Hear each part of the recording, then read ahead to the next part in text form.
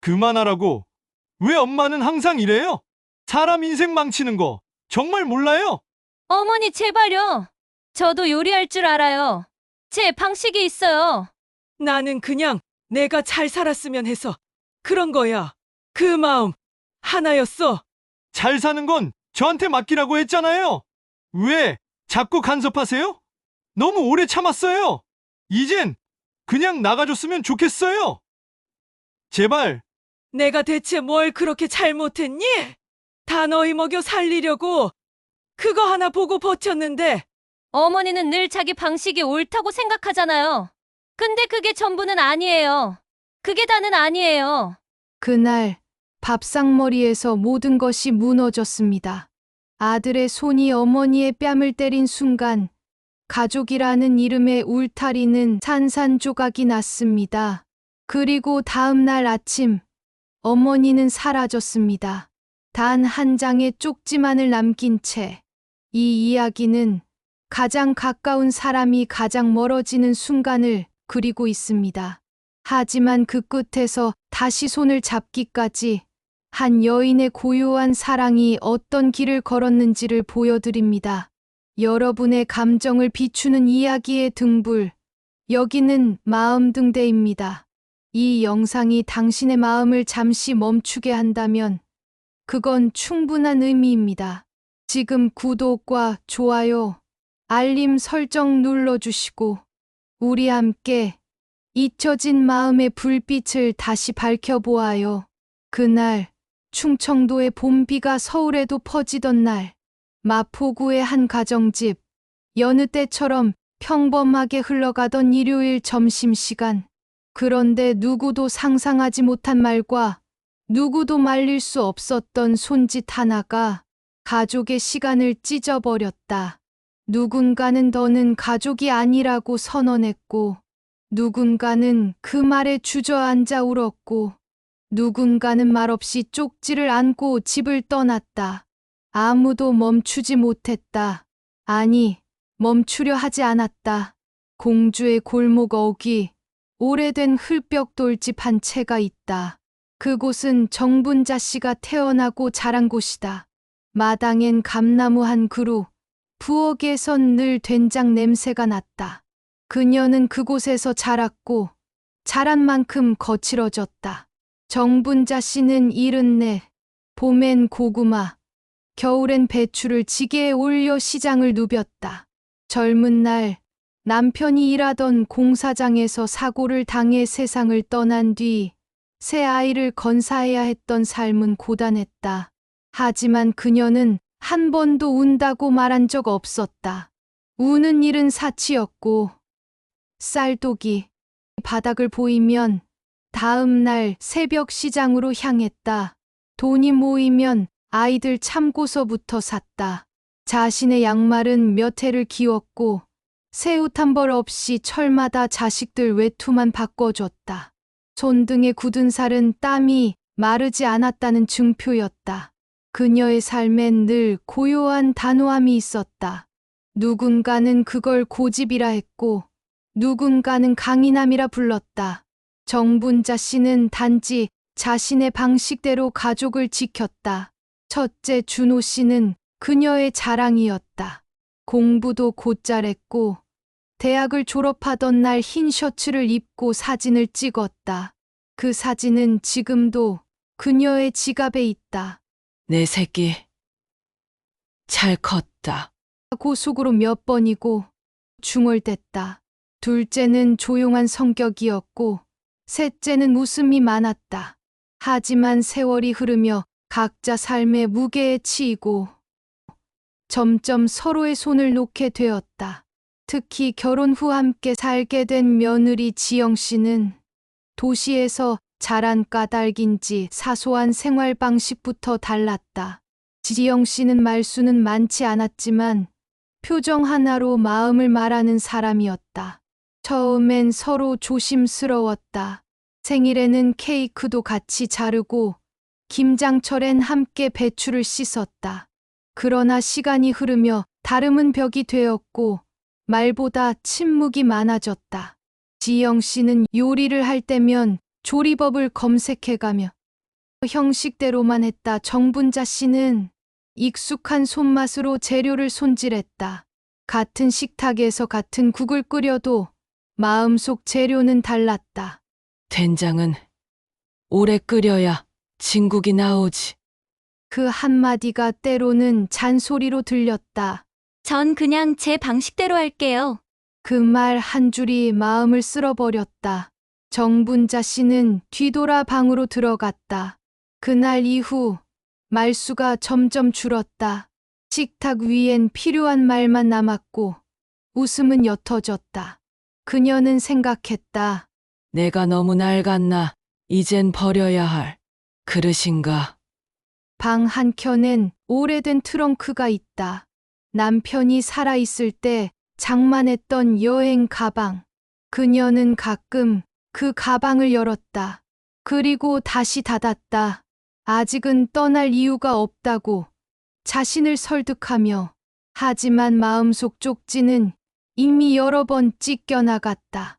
봄비가 오던 어느 일요일, 마당의 감나무가 흔들릴 정도로 조용했던 날, 그날 고요한 일상의 균열은 예고 없이 찾아왔다.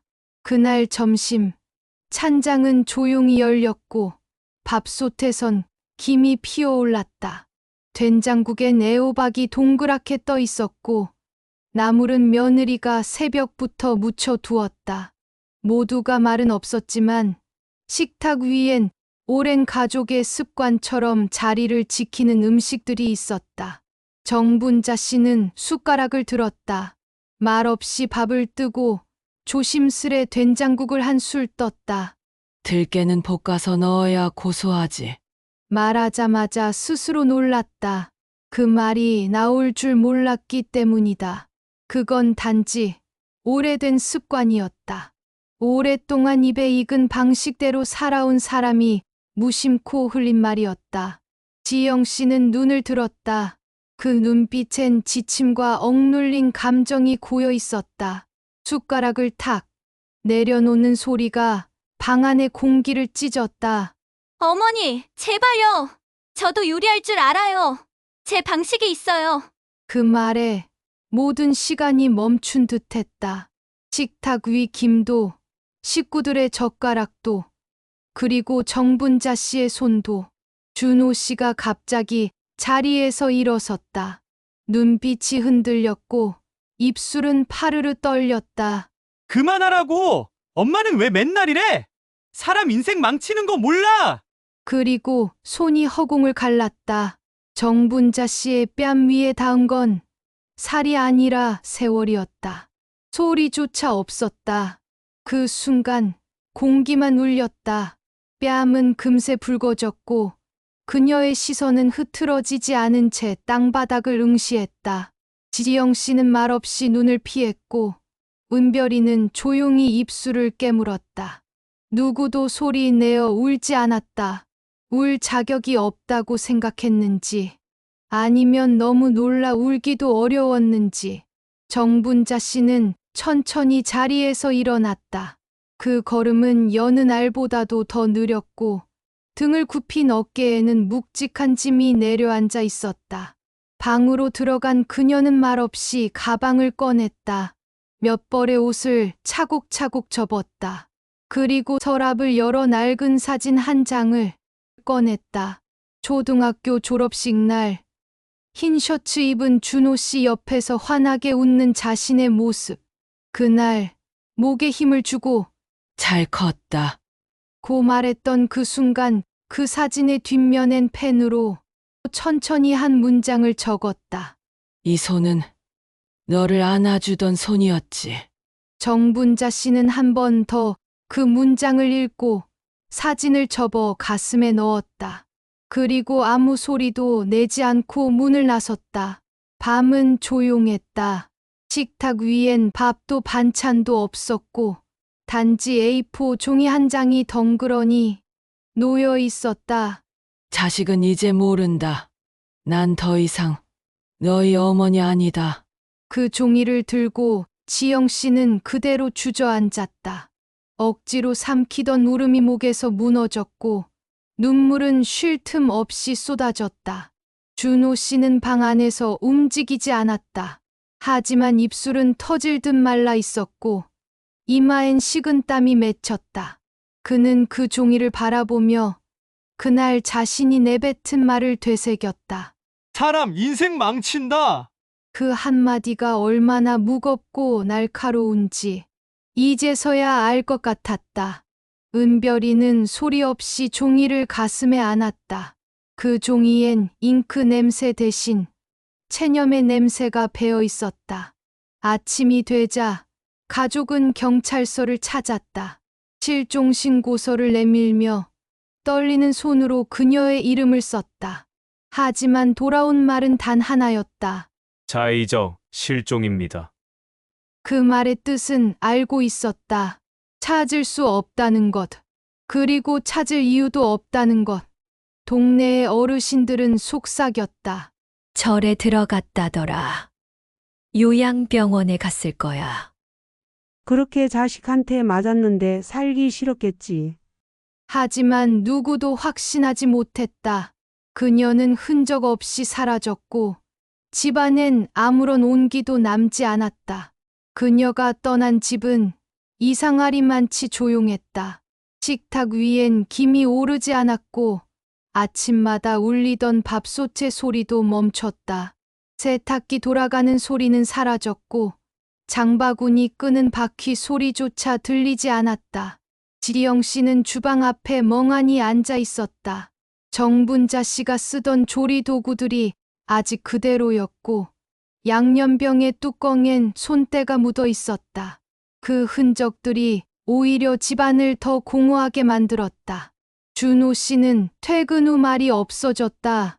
식탁에 앉아도 수저를 들지 않았고 방에 들어가도 불을 켜지 않았다. 눈은 멀쩡히 떠 있었지만 아무것도 보지 못하는 사람처럼 보였다. 은별이는 더 이상 할머니를 부르지 않았다.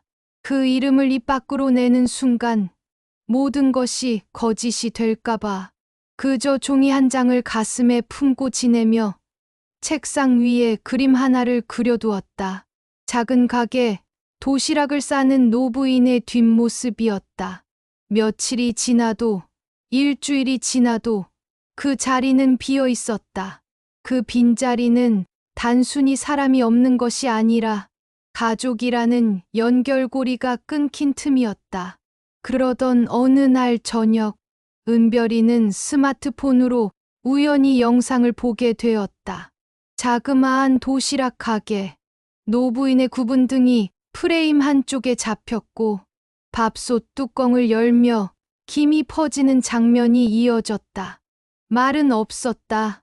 하지만 그녀의 손이 천천히 도시락을 채우는 장면은 왠지 모르게 익숙했다.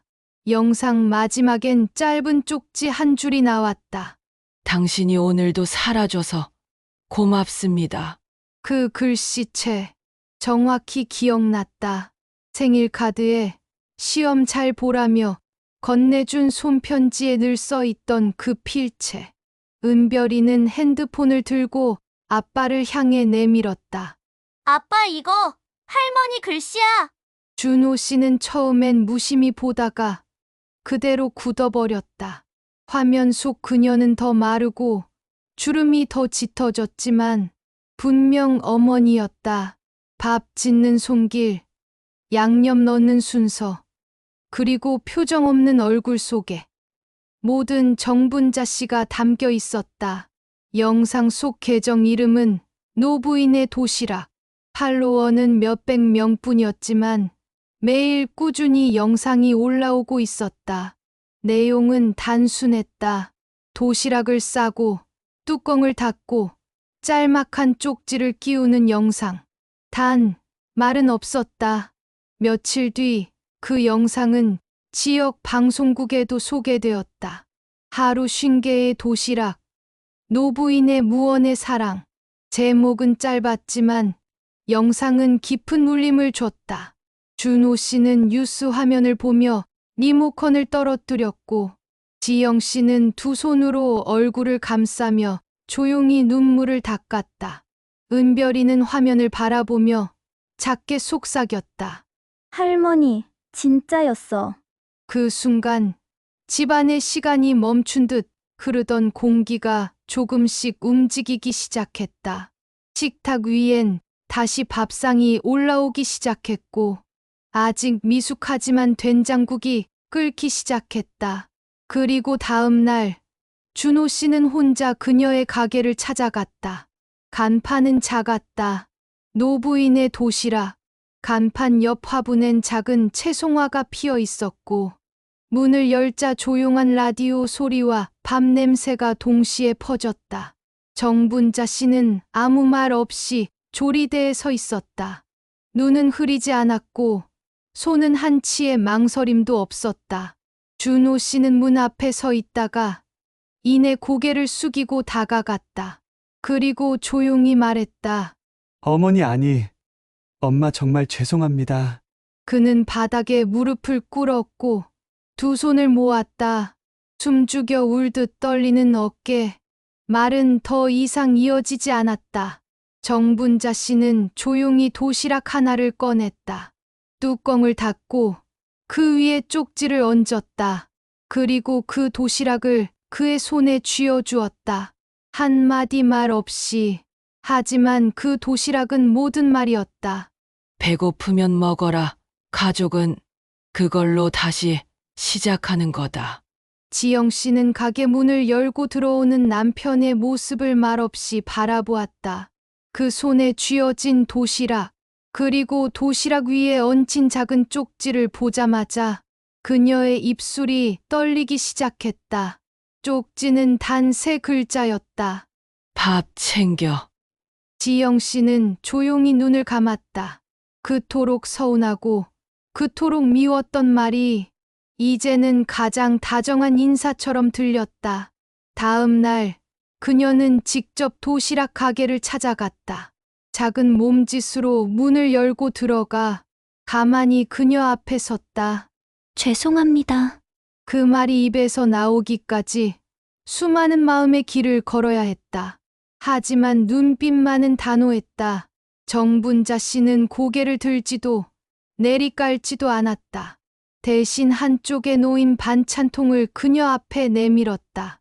김 무칠래? 말투는 무심했고 목소리는 단단했다. 하지만 그 안엔 오래된 용서가 숨어 있었다. 지영 씨는 아무 말 없이 고개를 끄덕이고 앞치마를 조용히 받아들었다. 그리고 오랜만에 정분자 씨의 손끝을 곁눈질로 바라보았다. 그 손은 여전히 빠르고 정확했다. 한참 후 가게 문이 조용히 열렸다. 은별이가 가방을 메고 들어왔다. 할머니, 반찬 담는 거 도와줄까요? 그 목소리는 조심스럽고 따뜻했다. 정분자 씨는 이번엔 고개를 들었다. 오래 묵힌 눈빛이 아이의 얼굴을 담더니 작게 고개를 끄덕였다. 그날부터 매주 수요일 가족은 도시락 가게에서 함께 밥을 지었다. 준호 씨는 쌀을 씻고 지영 씨는 나물을 무치고 은별이는 도시락에 반찬을 담았다. 말은 많지 않았다. 그 대신 주방 안엔 냄비 끓는 소리, 숟가락이 반찬통을 긁는 소리, 그리고 아주 작게 흐르는 라디오 음악이 있었다. 한 주, 또 한 주. 그렇게 시간이 쌓이자 상처도 조금씩 묻혔다. 용서는 큰 말로 이루어지지 않았다. 매주 쌀을 씻는 정성, 반찬을 담는 손길, 그것이 모두 말이었다. 가게 앞엔 손님들이 하나 둘 늘어났다. 여기 도시락 진짜 따뜻해요. 이 글씨 참 위로가 돼요. 작은 쪽지에 적힌 말들이 사람들의 마음을 어루만졌다. 그리고 어느 날 가게 앞 하얀 팻말이 바뀌었다. 직접 써내려간 굵은 글씨. 가족이란 아파도 끊을 수 없는 밥줄. 그 문장을 바라보며 준호 씨는 조용히 고개를 숙였다. 지영 씨는 아이를 바라보며 웃었다. 은별이는 할머니 옆에 앉아 조용히 연필을 들었다. 그리고 새 쪽지 하나에 천천히 글을 썼다. 오늘도 살아줘서 고마워요. 정분자 씨는 여전히 새벽이면 가장 먼저 가게 문을 연다. 쌀을 씻고 국을 끓이고 반찬을 조린다. 조용히, 말 없이. 그리고 마지막으로 한 장의 쪽지를 꺼내 쓴다. 당신이 오늘도 살아줘서 감사합니다. 그날 저녁 도시락 가게의 불은 평소보다 늦게까지 꺼지지 않았다. 밖은 어두웠지만 가게 안의 조명은 포근했다. 정분자 씨는 문을 잠그기 전 마지막 도시락을 정리하며 창밖을 바라보았다. 유리창 너머로 보이는 가족의 그림자, 그제야 마음속에 따뜻한 기운이 조금씩 번졌다. 그녀의 눈앞에 어른거린 건 오래전 감나무 아래서 뛰놀던 아이들의 뒷모습이었다. 그 중에서도 하얀 셔츠에 넥타이를 매고 졸업장을 들던 준호 씨의 모습은 아직도 선명하게 남아 있었다.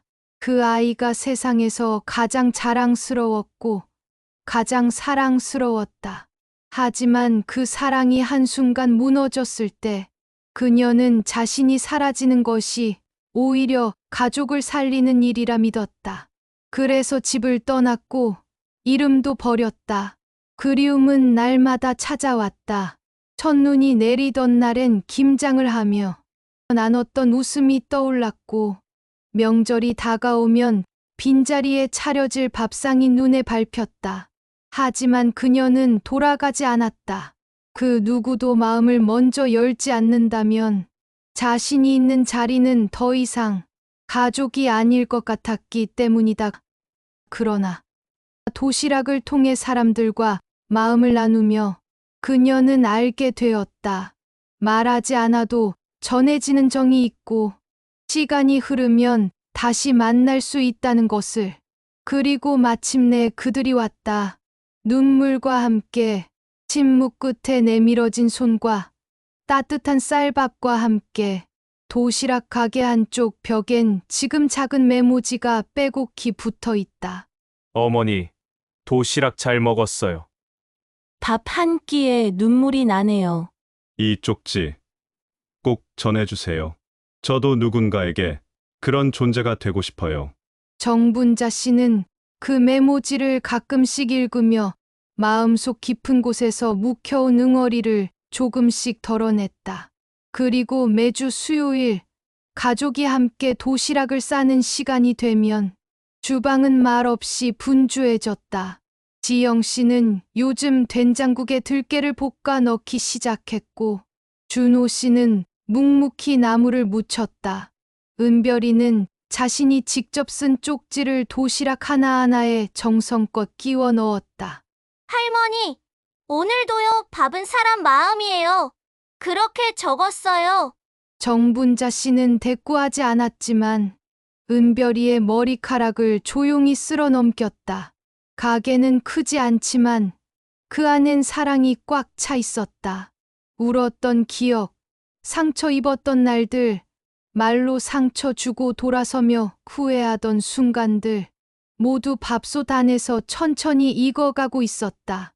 식구들이 함께 도시락을 싸던 어느 수요일 오후, 정분자 씨는 조용히 도시락 하나를 들어 쪽지를 덧붙였다. 그 쪽지는 평소의 것들과 달랐다. 말보다 오래가는 건 미안하다는 밥 한 끼다. 그 도시락은 그날 처음 온 손님에게 전해졌다. 그 손님은 도시락을 먹고 조용히 눈물을 닦았다. 그리고 말없이 종이 한 장을 가게 앞 게시판에 붙였다. 당신 덕분에 오늘 하루가 괜찮았습니다. 그 문장을 보며 정분자 씨는 처음으로 입꼬리를 살짝 올렸다. 가족이란 이름은 다시 쥐기 어려울 만큼 멀어졌지만 결국은 밥 한 끼로 다시 손을 맞잡을 수 있는 힘이었다. 그리고 그날 이후 도시락 가게의 마지막 불은 항상 은별이가 끄게 되었다. 그녀는 그 불을 끄기 전 꼭 벽에 쪽지 하나를 읽는다. 당신이 오늘도 살아줘서 감사합니다.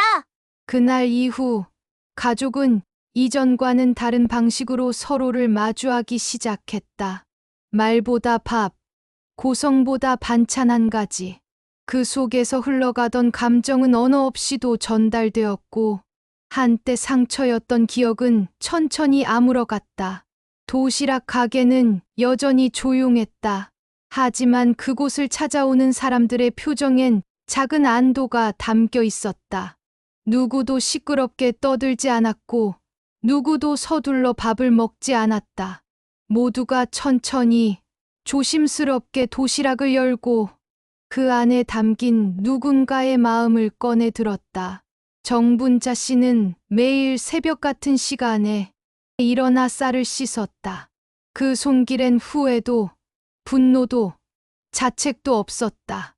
대신 담담한 책임감이 있었다. 사랑을 한 번 잃었던 사람이 다시 사랑을 만들기 위해 택한 방식이었다. 준호 씨는 더 이상 큰 소리를 내지 않았다. 묵묵히 도시락 가게의 배달을 도왔고, 매달 마지막 주에는 어머니에게 직접 손편지를 남겼다.